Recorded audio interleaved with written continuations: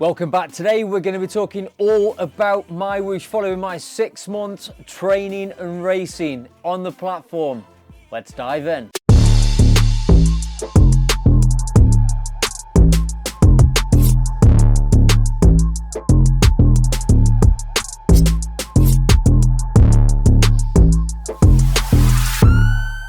As you know, I am a cyclist both outdoors on the roads and trails, but I'm better known for the many hours over the last 6 years riding and racing on the virtual roads of cycling esports platforms such as Zwift, RGT, Cade, Ruby, IndyVelo, and in the last 6 months I've spent many hours training and racing on MyWhoosh, which is the choice platform for the UCI Cycling Esports World Championships for the next 3 years.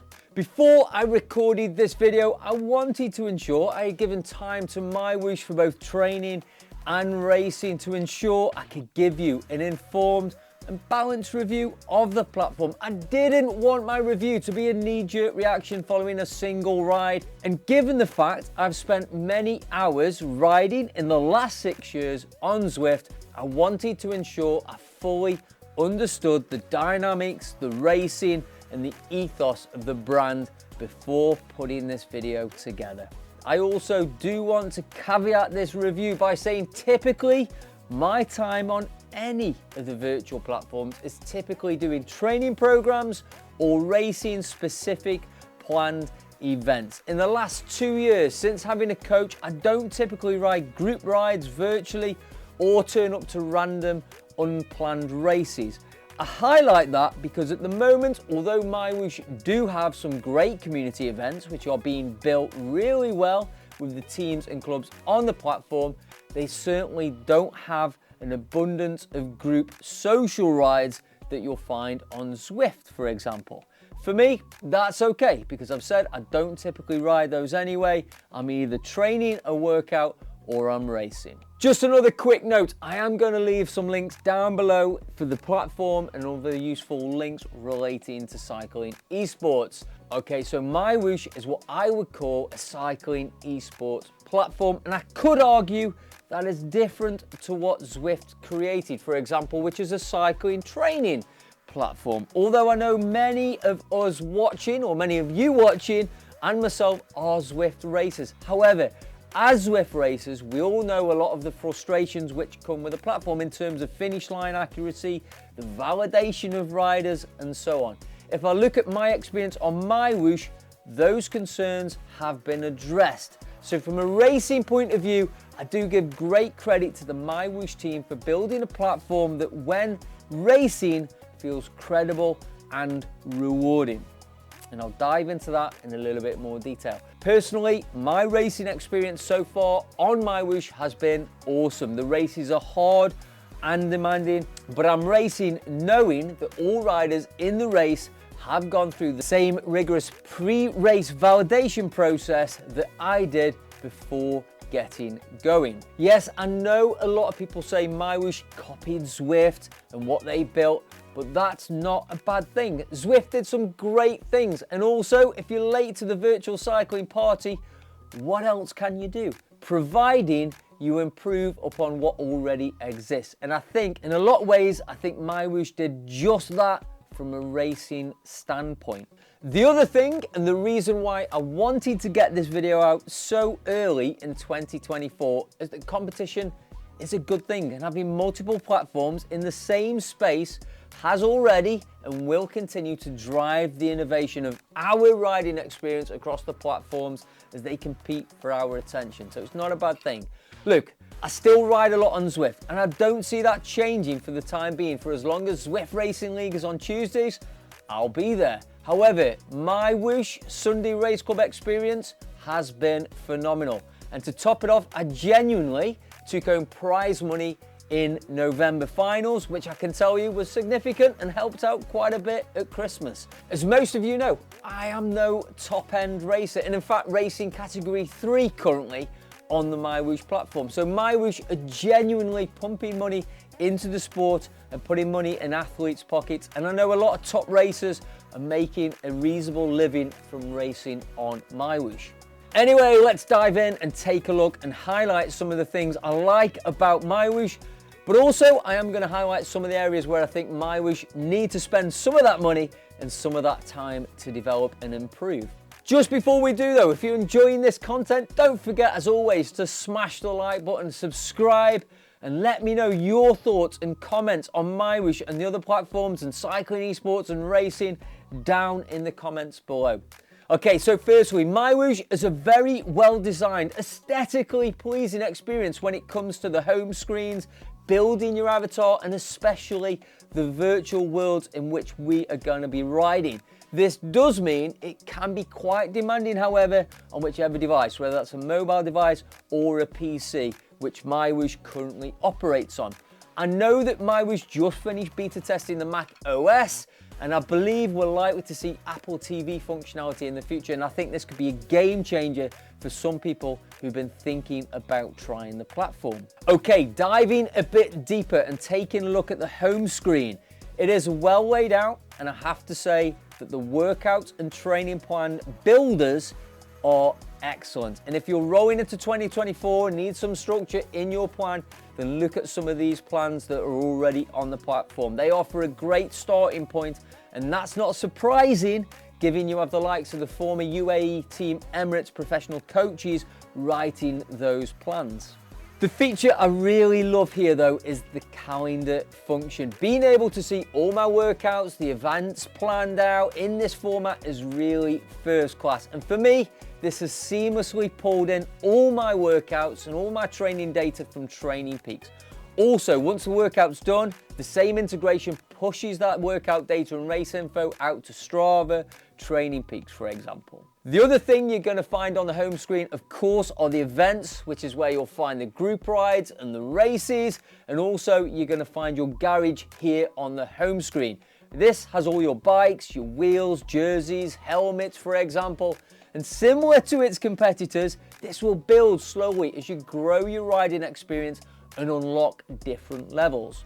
In terms of the virtual worlds and the routes available, there are currently 5 worlds, each with multiple route options, and I find it's generally plenty to keep me entertained during the training or racing. All right, so what about that training specifically, that training experience? I really enjoy training using the UI on MyWhoosh. The layout is really intuitive, and again, the additional inclusion of the average watts per kilogram up there at the top of the screen really helps to gauge the effort per block when not using ERG. And I can tell you when Alex Co writes your training plans, you don't use ERG, so that gauge really helps. You also have the training zone indicator on the top right of the screen, and the plan is laid out on the bottom of the screen. You'll also notice that most of the UI elements are semi-transparent, which is a really nice touch. So whether it's the map on the left or your personal biometric data at the top of the screen, you can always see the world and the roads. Just small things that are nice to have and show the attention to detail for the racers. Okay, so that's the training. What about the racing? Well, the events pages are always active with different events to choose from, and we do see that more and more teams are putting on regular events, and you can also choose events to race with bots.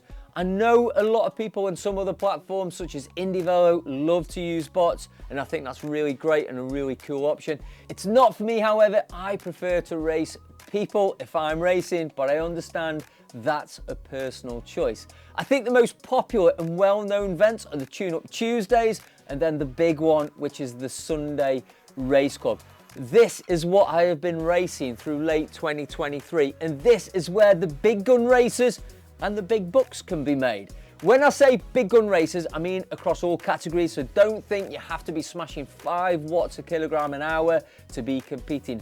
They've got dynamic categories, means all riders have a chance of victory against similar ability riders. And as mentioned earlier, I've been racing Cat 3, which I guess in Zwift terms is similar probably to Category B, upper end Category B, for example. But those categories do move dependent on the number of racers and some other factors. I said earlier the racing is hard, and it is when it comes to the Sunday Race Club, that's for sure. But remember, this really is their flagship event and there is money on the line, so I guess it's gotta be hard. My experience so far is that most of the finals have been on long climbs and races have been anywhere between 60 and 90 minutes. The pack dynamics and riding in the draft is honestly just very different from Zwift and what most of you probably have been used to. And it honestly took me around 3 races to really get to grips with it. I won't say it's bad because it certainly isn't, it's just very different. I spent a few weeks just yo-yoing in the group before I really learned to control the power, stay smooth with the pedals and hold position. Honestly, after 6 years of racing on Zwift, this was half the fun, learning to ride a group again. I can remember my first few weeks on Zwift were exactly the same. The Sunday Race Club courses include sprint segments, KQM segments, and it's nice to see your actual jersey change mid-race when you're leading one of those competitions.